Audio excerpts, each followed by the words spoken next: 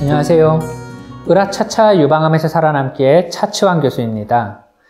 2024년 새해에는 채널을 시청하시는 여러분 모두 평안하고 행복한 한 해가 되시기를 기원합니다.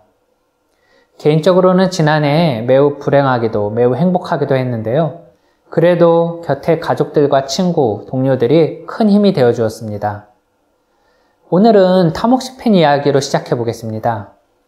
타모xifen은 제가 유방암 환자의 항호르몬 치료편에서 다뤄드렸던 것처럼 주로 폐경전 환자에서 1차적인 치료 약제로 고려되는 항호르몬 약제입니다. 따라서 30, 40대의 젊은 유방암 환자에서는 필수적으로 사용되는 치료약 중 하나라고 생각하시면 됩니다. 우리나라에서는 젊은 유방암 환자의 비율이 서양에 비해서 매우 높은데요.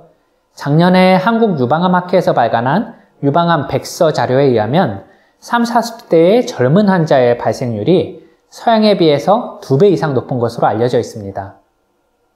특히 요즘 결혼 연령이 늦어짐에 따라서 출산 연령도 많아지는데요. 젊은 유방암 환자들에서 반드시 고려해야 하는 문제가 바로 임신과 출산의 문제입니다.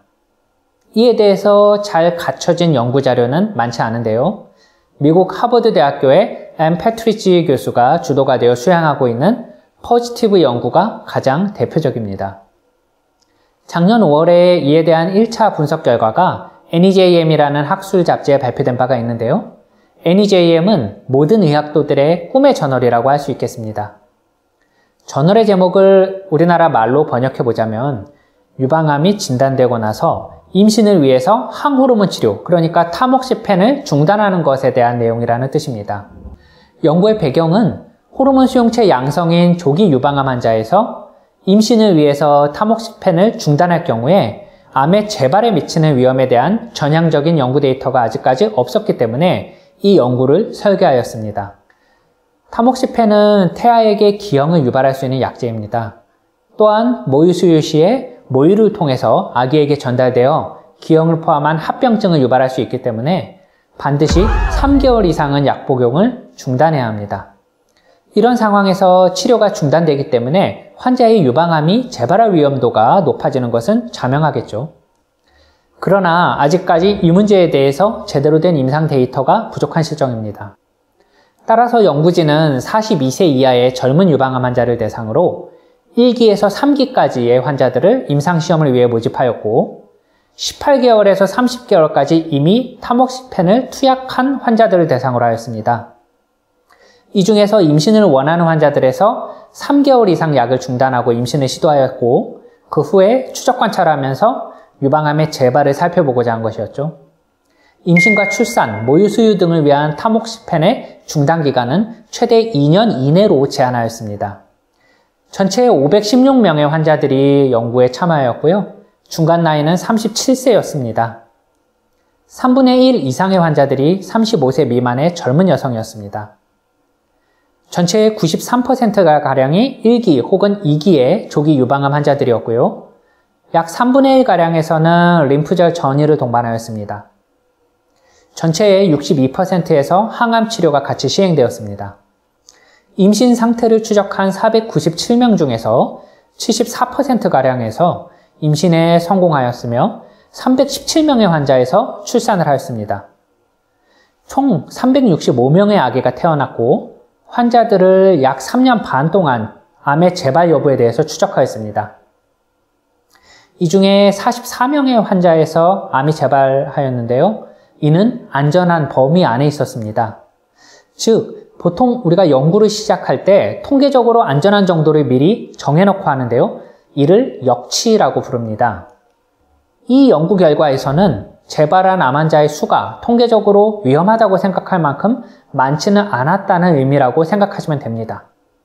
그래프를 보시면 3년간 재발한 환자의 발생률은 타모xi펜을 중단한 그룹에서는 약 8.9%였고요. 대조군, 그러니까 타모xi펜을 계속 복용한 군에서는 9.2%로 두 군 간에 의미 있는 차이가 없었습니다.